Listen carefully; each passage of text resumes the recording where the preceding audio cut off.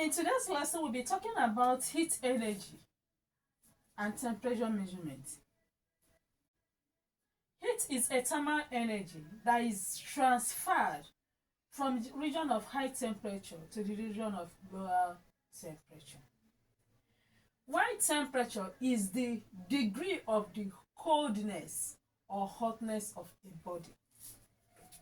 We can distinguish between the two by saying that heat is a form of energy, while the temperature is the degree of the coldness or the hotness of the body. That is the measure of the degree of the coldness or the hotness of the body. Two, we can say that heat flows because it flows from the region of high temperature to the region of lower temperature. Imagine that you brought 2 cups of tea. One is very hot while the other one is very cold, and you keep the 2 cups very close to each other.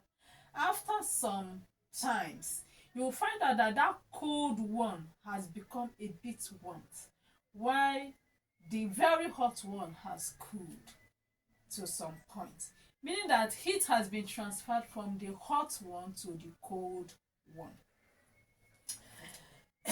Then the third difference should be that temperature.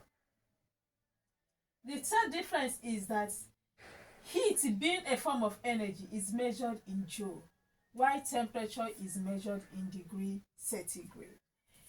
Heat cannot be measured by any particular instrument, rather it can be calculated, but temperature can be measured by an instrument known as thermometer. The next is that heat, being a form of energy, can do some work, but temperature cannot do any work. Okay, we have just said that temperature is measured using an instrument known as a thermometer. Remember that every thermometer uses what is known as thermometric substance. Thermometric substance is that substance that its property changes in accordance with the change in temperature. We have different types of thermometer. We have mercury in glass thermometer, minimum and maximum thermometer, infrared thermometer, digital thermometer, with different kinds of thermometer. And the thermometer uses just as we have said, it uses what is called thermometric substance. Take for instance, when we talk about the mercury in glass thermometer, its thermometric substance is mercury.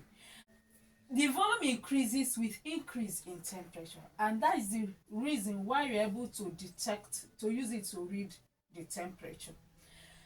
Okay, for every kind of thermometer, there is what is called measurement scale, that is calibration scale. And for every thermometer, there are 2 points that are always important during the construction of the thermometer. And these 2 points are known as the upper fixed point and the lower fixed point.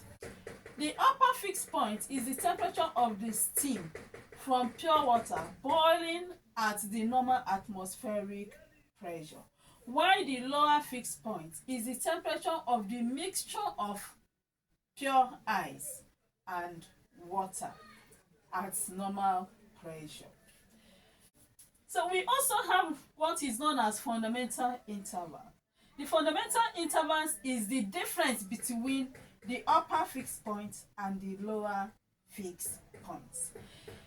We are going to consider 3 different thermometers.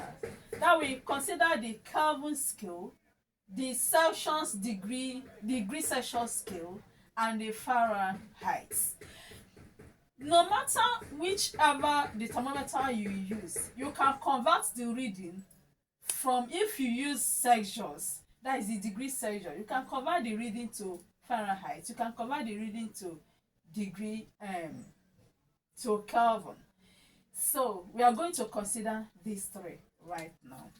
So what we have on the board, this is the steam point. That is the temperature of the pure boiling water, which is the steam point. This is the ice point.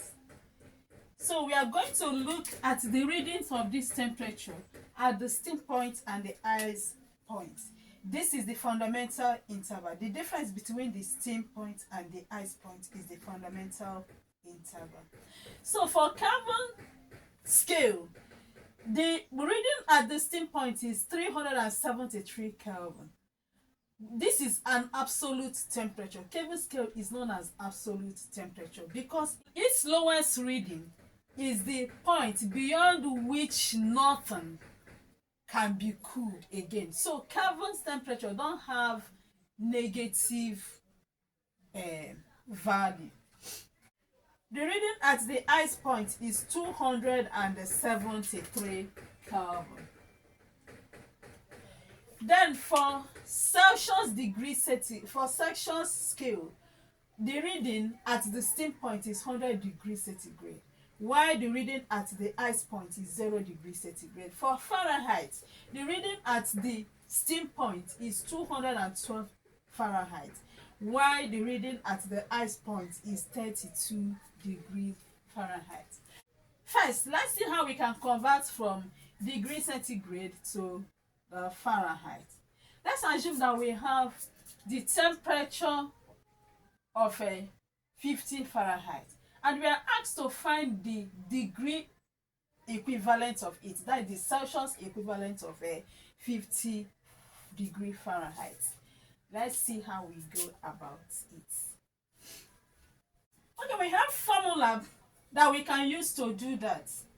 This is degree centigrade, that is the Celsius. And we said that degree centigrade is equal to 5 brackets degree Fahrenheit minus 32, all divided by 9. And we are talking about the Celsius equivalent of 50 Fahrenheit. In that case now, the Fahrenheit will be 50 because it said 50 Fahrenheit. So that degree Fahrenheit we represent it with, we replace it with 50. So, and that is what we have here. So we have 5 brackets, that Fahrenheit. Now I replace it with 50 because we are talking about Celsius equivalent of 50 Fahrenheit. So we replace this Fahrenheit now with 50 minus 32. So 50 minus 32 will give us 18. And 18 multiplied by 5 will give us 90. 90 divided by 9 will give us 10 degrees Celsius. Okay, so that is it. What if we are asked to convert this degree Celsius to Fahrenheit? What do you think we will do? How do we get it? If you have known this formula, automatically you will also know how to convert degree Celsius back to Fahrenheit. In that case, I can just make this Fahrenheit subject formula from this formula given to me. What I have to do, remember that this is over 1, right? I will do cross multiplication. Now I will have 9 multiplied by degrees Celsius. I will have that 9 degrees Celsius is equal to, because this is multiplied by 1, is equal to what? 5 brackets degree Fahrenheit minus 32, isn't it? So in that case, so this is multiplying this. So when it comes here, it will divide this. Do you understand? So that we have that 9 degrees Celsius divided by 5 is equal to what? 5 degree Fahrenheit minus 32. In the sense that if we now move to make this Fahrenheit, degree Fahrenheit, subject formula, we have to move this 32 to the other side. And since it's negative here, when it crosses this side, it becomes positive. So we have 9 degrees Celsius divided by 5 plus 32 will give us the formula for degree Fahrenheit. I hope it's understandable. Let's write it down. So, which is this formula? Now, let's see if we can get back that 50. Then you remember when we converted 50 Fahrenheit to degree Celsius, we got 10 degrees Celsius. Let's see if when we convert this 10 degrees Celsius back to Fahrenheit, if we're able to get that 50 again. Now, we say convert 10 degrees Celsius to Fahrenheit. What are we going to do? We pick this formula that we brought out. We substitute the degree Celsius there. Our degree Celsius now is 10. So we have 9 multiplied by 10. Just replace the degree Celsius by that 10. 9 multiplied by 10 will give us 90, right? All divided by 5 plus 32. So what do we have to do? 5 into itself is 1. 5 into 10 is 2. 2 multiplied by 9 is 18. So 18 plus the 32 will give us 50. And that is, you can see that we have gotten back that 50 that we converted to give us 10 degrees Celsius. All right. So this is how we can convert from Fahrenheit to Celsius and from Celsius to Fahrenheit. If you are converting from Fahrenheit to Celsius, what you just have to do is to replace this degree Fahrenheit with that value of Fahrenheit that you are given. Then whatever answer you get will be your degree Celsius.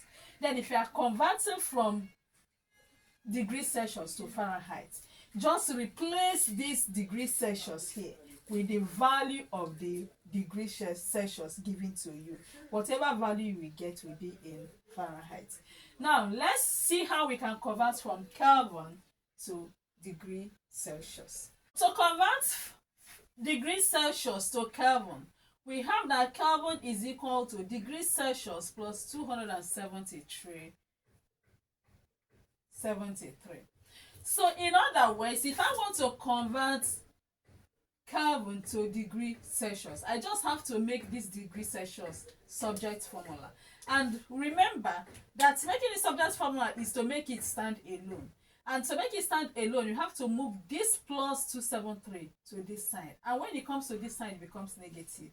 So it means that degree Celsius is equal to Kelvin minus 273. Right?